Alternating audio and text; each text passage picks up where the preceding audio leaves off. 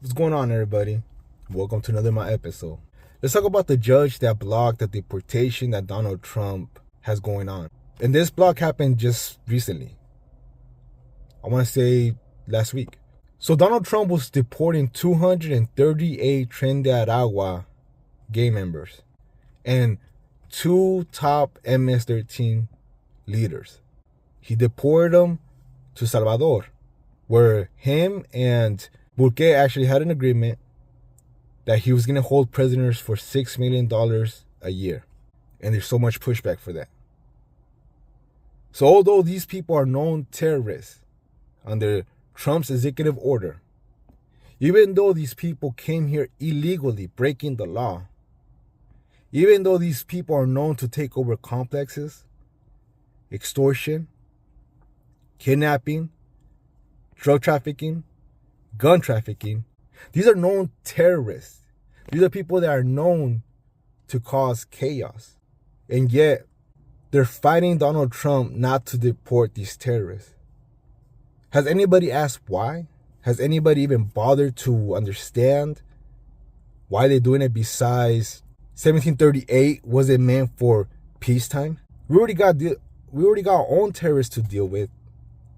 The ones that are burning Teslas, the ones that are vandalizing Teslas, the ones that are vandalizing Tesla dealerships. Why? Because they don't like what Elon Musk is doing. Let me remind you guys something real quick. And I'm going to keep bringing it up over and over because it's so mind-boggling that this is happening just because Trump is in office. And he's trying to do something good for this country. But you got the bad faith people that are demonizing him. You got people that got different agendas that are provoking people to do things that they shouldn't be doing. The news media keeps repeating the same thing over and over and over with no explanation. Nothing that makes sense in my ears. Anything they say really makes no sense.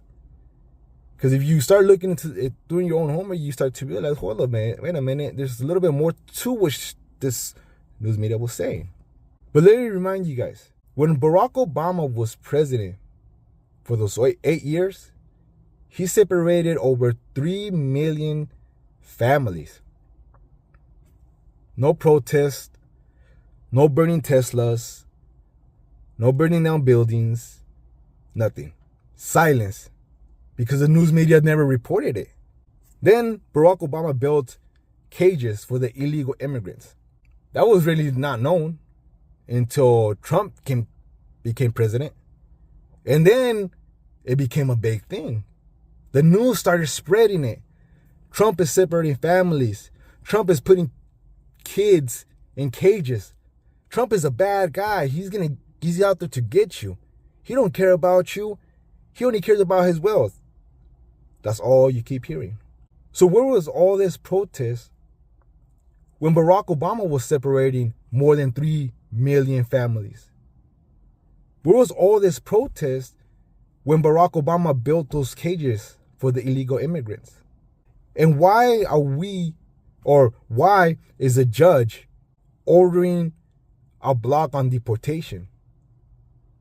This is a president. And from the 1738, although we're not at wartime, which some other people might say we are in some sense because of what's going on in Ukraine and in Russia, but it's only pertains to the nation that supposedly we're going to war with. But war is not just that country. War is actually within our country. What do I mean by that? Well, if you got these known terrorists, Trinidad, committing all these crimes, taking over accomplices, terrorizing people, that is terrorism. That is wartime. So I don't understand where you guys are getting there that, it's not wartime, it's peacetime.